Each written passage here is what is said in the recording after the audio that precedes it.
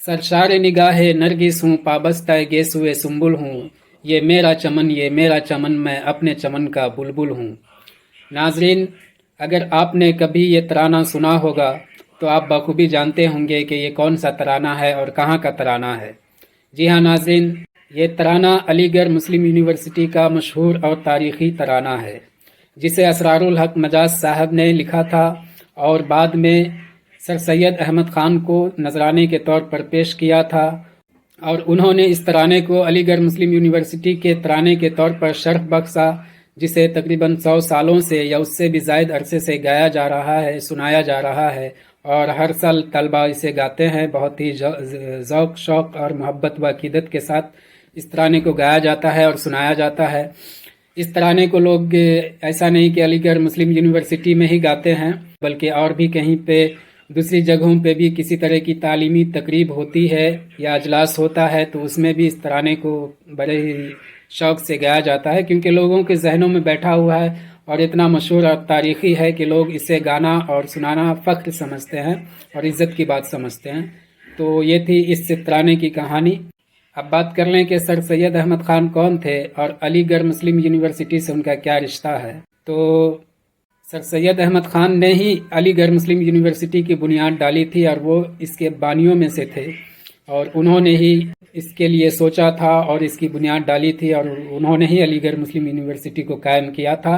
سن 1870-75 کے دوران۔ اس علی گڑھ مسلم یونیورسٹی کو قائم کرنے کی وجہ اور سبب یہ ہے، اس کے پیچھے کی جو وجہ بتائی جاتی ہے، اسباب بتائے جاتے ہیں کہ کس وجہ سے اسے قائم کرنا پڑا، اور تو بتایا جاتا ہے کہ انگریزوں نے جو ہندوستان پر قبضہ کر رکھا تھا، ناجائز قبضہ، اور تو اسی کے خلاف ایک جنگ ہوئی تھی 1857 میں، جسے 1857 کے غدر کے نام سے جانا جاتا ہے۔ بہت بھاری جنگ ہوئی تھی اور یہ سب سے پہلی جد و جہد آزادی کہلاتی ہے۔ آزادی کی پہلی جنگ تھی انگریزوں کے خلاف، ان کے ناجائز تسلط کے خلاف یہ پہلی جنگ تھی، جس میں مسلمانوں نے بڑی جافشانی سے لڑائی کی تھی اور بہت بڑھ چڑھ کر حصہ لیا تھا، اور جس کی قیادت بہادر شاہ ظفر، جو کہ ہندوستان کے آخری مغل بادشاہ تھے، انہوں نے اس جنگ کی قیادت کی تھی۔ بہت سے مسلمان اس جنگ میں شہید ہوئے تھے، بہت سے علماء اس جنگ میں شہید ہوئے تھے، لیکن بالآخر مسلمانوں کو اس جنگ میں شکست ہوئی، ہندوستانیوں کو اس جنگ میں شکست ہوئی، اور انگریز اس جنگ میں جیت گئے۔ اور اس جنگ کے خاتمے کے بعد، اس جنگ میں شکست کے بعد، مسلمانوں کی حکومت بھی ختم ہو گئی، مغلیہ سلطنت کا دور ختم ہو گیا، اور انگریزوں نے اس ملک پر قبضہ کر لیا، اور وہ پھر تقریباً 200-250 سالوں تک اس ملک پر راج کرتے رہے۔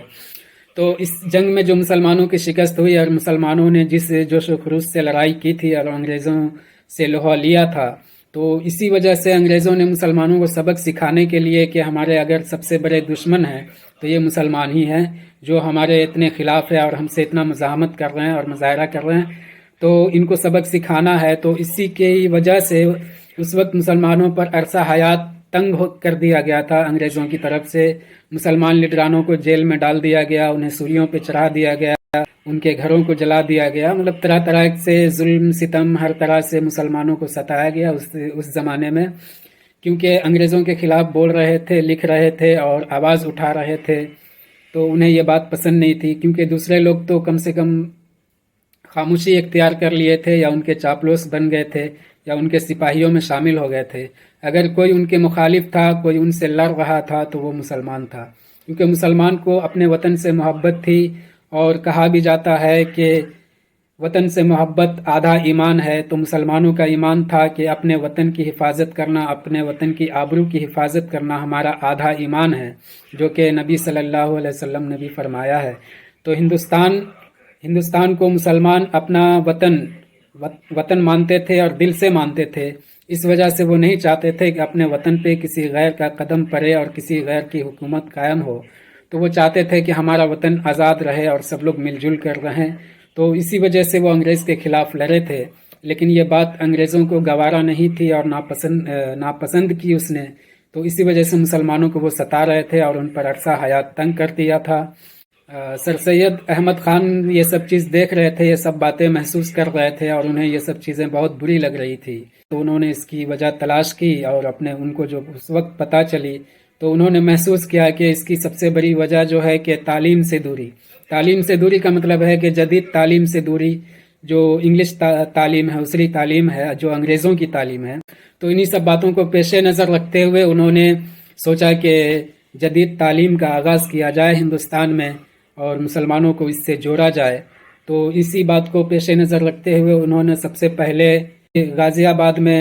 ایک انگریزی اسکول کی شروعات کی، اور اس کے بعد پھر انہوں نے 1962 میں بھی ایک اور اسکول کالج قائم کیا، جس میں سائنس کی انگریزی کتابوں کو اردو میں ترجمہ کرا کر طلبہ کو پڑھایا جاتا تھا، اور اس طرح سے تعلیم کا آغاز ہوا۔ پھر انہوں نے 1870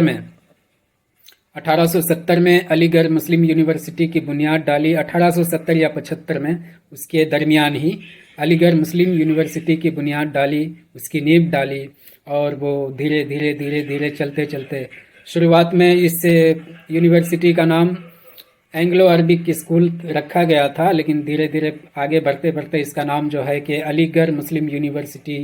مشہور ہو گیا پوری دنیا میں، اور آج ساری دنیا میں یہ اسی نام سے جانا اور پہچانا جاتا ہے۔ سر سید احمد خان کی پیدائش 17 اکتوبر 1817 میں دہلی میں ہوئی تھی، اور ان کی وفات 27 مارچ 1818 میں ہوئی تھی۔ تو یہ تھی علی گڑھ مسلم یونیورسٹی کی کہانی اور سر سید احمد خان کی خدمات، ان کی حیات اور خدمات۔ ان کی حیات و خدمات کو اتنی چھوٹی سی ویڈیو میں سمیٹا نہیں جا سکتا،